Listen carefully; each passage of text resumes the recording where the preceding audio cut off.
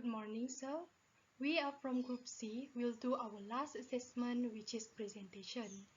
My name is Mary Sleep Anna Nelson. My metric number is 20DSK21F 2009, and I will present this topic with my fellow group members, which is Delvia Delzi Iskandar binti Abdullah, Audrey Libah anak Tinggiran, and Andrea Ivera anak Jeffrey.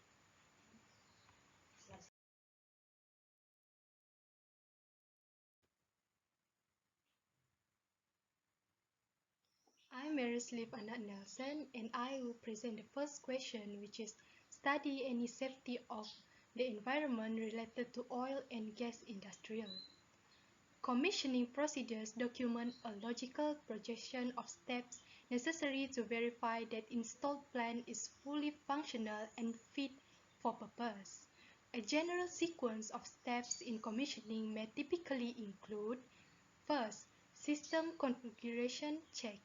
The purpose of this activity is to trace all pipework and connection to verify the system configuration and to visualize inspect items of equipment to ensure that they are clean, empty, and fit for purpose as appropriate prior to undertaking water trials.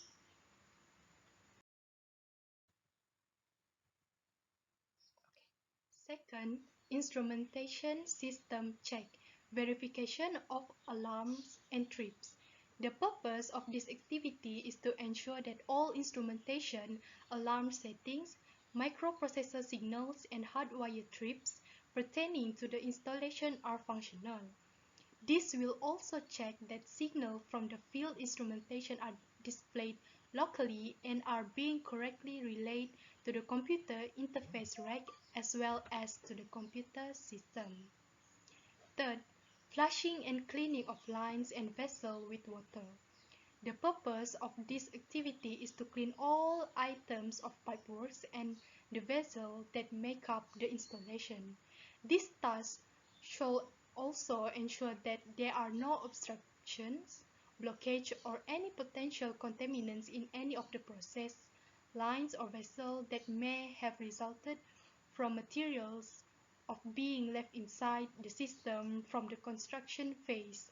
If chemicals incompatible with water are to be used, it is important that the pipelines and equipment are thoroughly dried prior to introduction of the chemicals. This is normally done by passing dry air through the plant. Fourth, assessment of ancillary equipment. The main aim of this assessment is to verify the performance of all ancillary equipment. This may include pumps, fans, heat exchangers, condensers, and so on. My name is Andrea Vera Najefri and my metric number is 20DSK212011. And I will continue to present from the question 1. It is a calibration of visual and instrumentations. The purpose of this activity is to check the calibrations and performance of all visuals and instrumentations pertaining to the installations. To a certain extent, this will be carried out in conjunction with the system's pre-checks to ensure that the correct set points and alarm points have been established for use in the water trials. And the second one is startup protocol. The purpose of this procedure is to provide guidance for bringing the installations online starting from an empty non-operational system.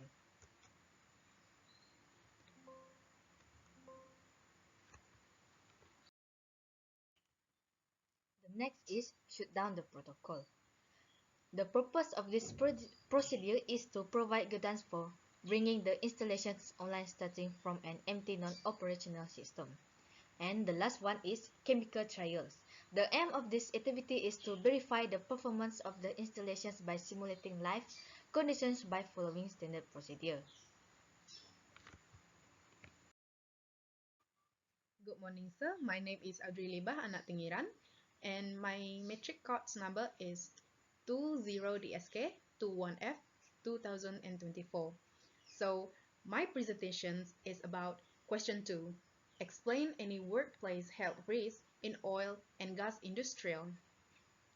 The first one is diesel particulate matter. Diesel engines power a variety of machinery, vehicles, and equipment on drilling site, and workers might be exposed to harmful levels of diesel particulate matter during the operation of these engines. And what are the health risks that can cause? Can lead to serious health conditions like asthma and respiratory illness, and can worsen existing heart and lung disease. And number 2 is hazardous chemicals. Workers who use hazardous chemicals during work processes, especially during hydraulic fracturing, might be exposed to hazardous byproducts of oil and gas drilling. And the degree of potential hazard depends on individual chemicals, property, and toxicity. But possible hazards include chemicals burns from caustic substances and inhalations of toxic vapors. All employees with hazardous chemical in their workplace must have labels and safety data sheets for their exposed workers, and the company must train them to handle the chemical appropriately.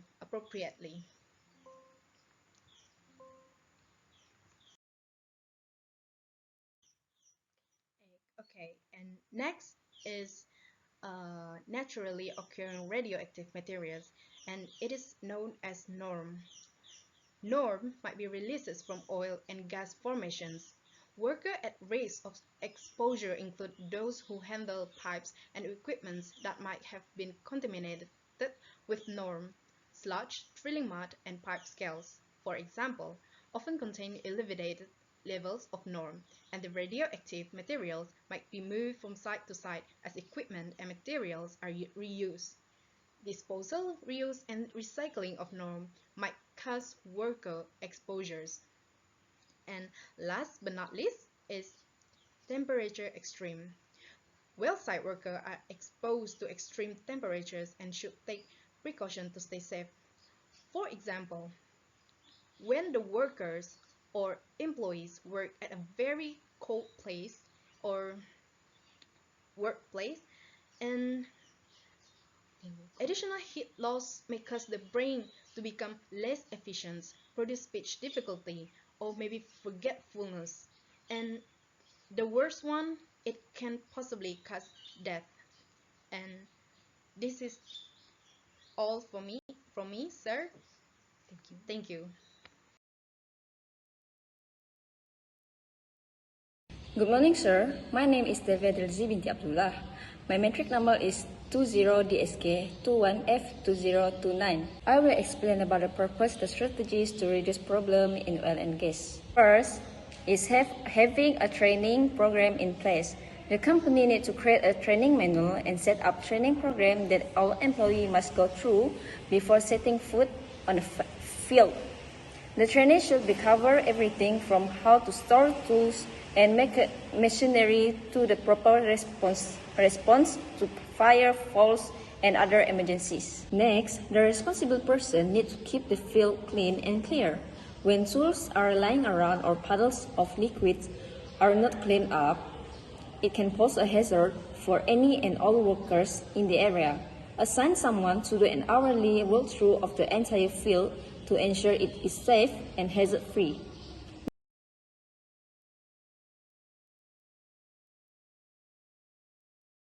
Next, you need to check your tools and facility regularly. Malfunctioning tools, loose railings, and other areas of disrepair can put your employees at risk. Make sure to check all your tools, machinery, and facilities regularly to ensure they are safe for use. Besides that, OSHA need to push their guidelines. OSHA has set four tons of guidelines on how to stay safe and prevent injury in the workplace. They even have guidelines that are specific to the oil and gas industry. Make sure your employees have access to this information by handing out copies of these guidelines or posting OSHA sign on the walls in break room and other areas in your facility. Last but not least, the company needs to encourage safety communication. Make sure your employees aren't afraid to speak up if they see a problem. They should be able to tell you or the site manager if there are safety issues looming, whether they stem from a college, an unsafe area of the field, or some other problems. This will ensure that workers and supervisors can attend to problems quickly and prevent injuries from happening. That's all from our group. Thank you, sir.